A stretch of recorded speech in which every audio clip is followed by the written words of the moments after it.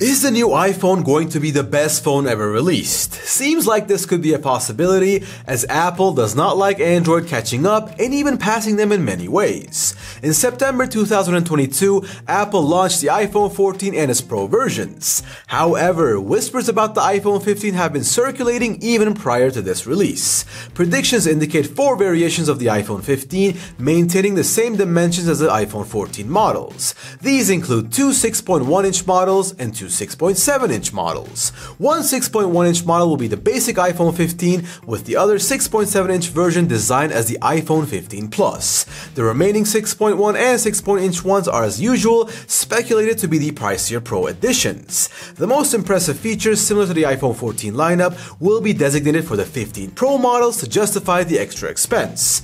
Also, the standard iPhone 15 models will feature an upgrade to the A16 chip seen in the 14 Pro models, while the Pro versions will employ the brand new, never seen before, faster and more power efficient 3nm Bionic A17 chips. Additional upgrades such as titanium frames, reduced bezels, and slight design changes including more rounded device edges are anticipated for the Pro models. Furthermore, the iPhone 15 Pro Max is also expected to incorporate periscope lens technology, enhancing its zoom capabilities, something that has also been never seen on an iPhone before. We always talked about in our camera comparisons how Apple is lagging behind when it comes to zoom technology, but it looks like we're going to be having quite a bit of fun in our comparisons at the end of this year. The design of the iPhone 15 series will be akin to the 14 ones, but the pill and hole cutout will be standard across all models. This means all 15 models will no longer feature a notch, but will instead have the dynamic island introduced with the 14 Pro. While the Pro phones will boast high-end features with a higher price tag as usual, the standard iPhone 15 models will be more budget-friendly.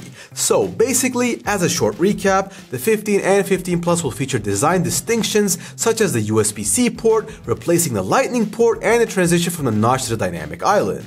This change implies Apple moving away from the notch design seen since the iPhone X in favor of a more streamlined, less obtrusive look.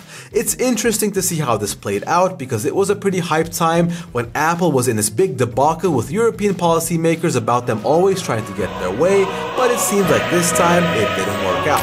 A flashy look is always important, as the cosmetic look of a phone can even increase the price tag in some cases. Potential color options for the iPhone 15 models include dark pink and light blue, continuing Apple's tradition of offering the standard iPhone models in an array of vibrant colors, and we do have to admit that Apple does a very good job at marketing their style. Speaking about style, the iPhone 15 Pro and Pro Max will exclusively feature design changes such as thinner, more curved bezels compared to the iPhone 14 Pro models, which is a change that many people will definitely love, but that others will hate. This new design will be exclusive to the 15 Pro models, with the standard iPhone 15 models resembling the iPhone 14 models with flat edges, an aluminum frame, and glass front and back. According to an unconfirmed rumor from Weibo, the iPhone 15 models might feature a frosted glass back, a design element typically exclusive to the Pro models. If accurate, both the standard and Pro iPhone 15 models will have a frosted glass back, and this to me is one of the most important features if true.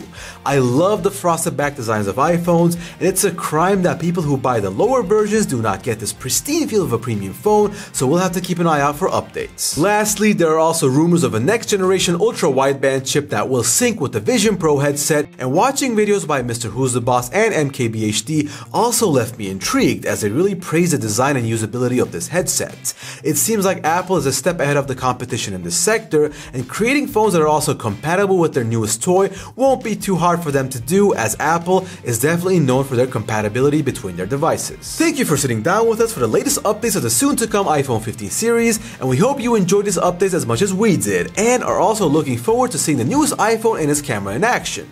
If that's the case, we would appreciate you liking and subscribing to help us battle the YouTube algorithm, and for you to get updates for our newest videos. See you around.